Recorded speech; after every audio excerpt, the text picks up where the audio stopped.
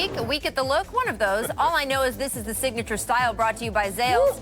Sunday's big Clippers showdown. Here's Montrezl Harrell with the swag. I love the brothers are walking in to play against each other. Morris brothers walking in together, opposite teams. LeBron in a hoodie. He was all business on Sunday. 8:30 in the morning, Bron.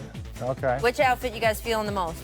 I like the brothers walking in to play each other. Right? That's awesome. That respect to the Morris brothers. I like Montrezl Harrell. They're not 8 years old. They're not 8 years old. Montrezl Harrell kind of remind me of Offset right there in that video, right? Is that something you would have wore? Nah, never.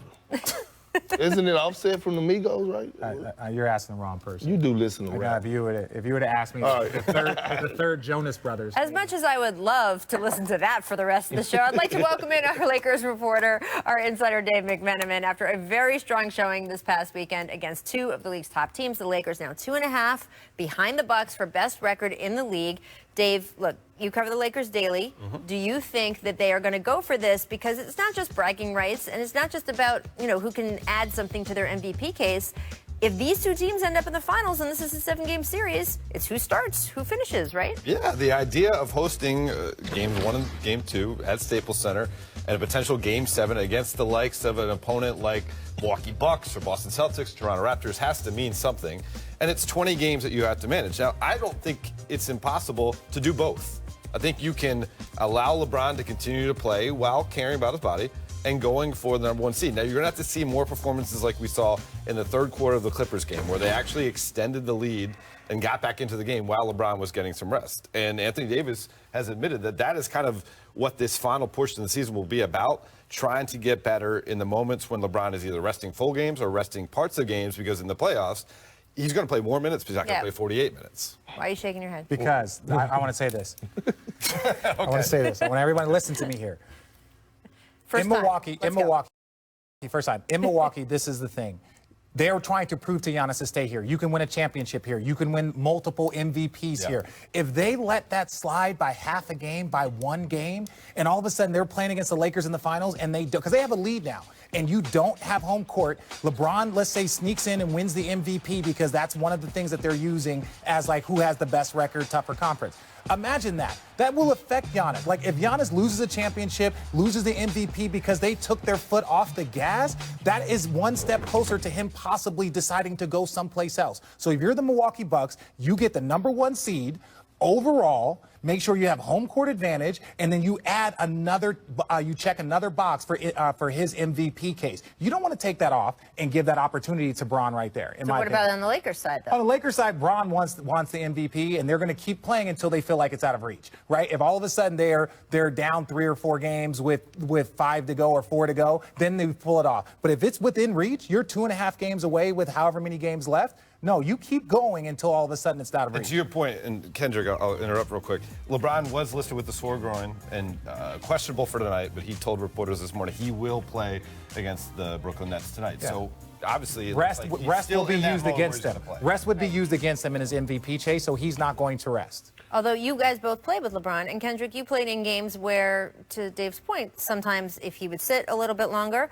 sometimes would not, in those previous seasons, play as hard, like on defense or in some of the other positions that he would rest during games kind of thing. He hasn't been doing that this season. No, he hasn't, but his minutes are down. They're the lowest it's been in his career.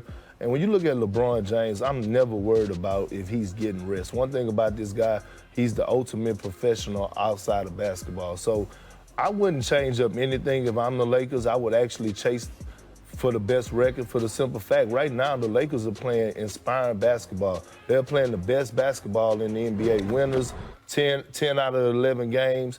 Their role players are starting to find their identities. I wouldn't change nothing because they're peaking at the right time, and the playoffs are right around the corner. So I would keep everything the same and just keep pushing forward. Keep your foot on the gas until it's done.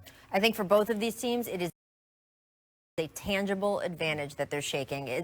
It's not like some big idea of 73 wins or 70 wins. Right. It's not even just, would this be another check in the MVP category? It is, are you hosting games 1 and 2 and game 7 of the finals, which is huge if these two teams face each other. The MVP is more important to, it's more important to Bron, but it's more important to Milwaukee keeping Giannis.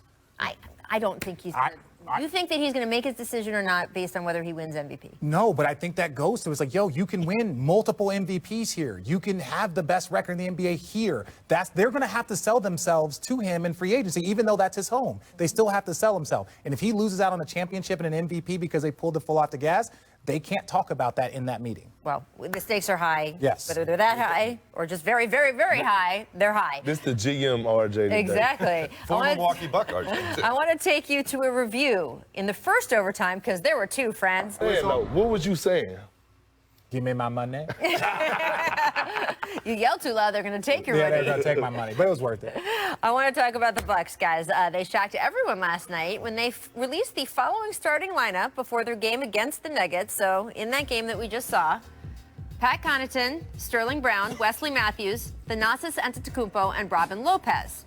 You may notice these are none of their original official starters. Now, Giannis obviously missing the game because he's got that knee sprain he's dealing with, and I guess they decided everybody gets a rest after losing to the Suns. Is this a sign that the Bucks are officially in cruise control mode for the rest of the regular season?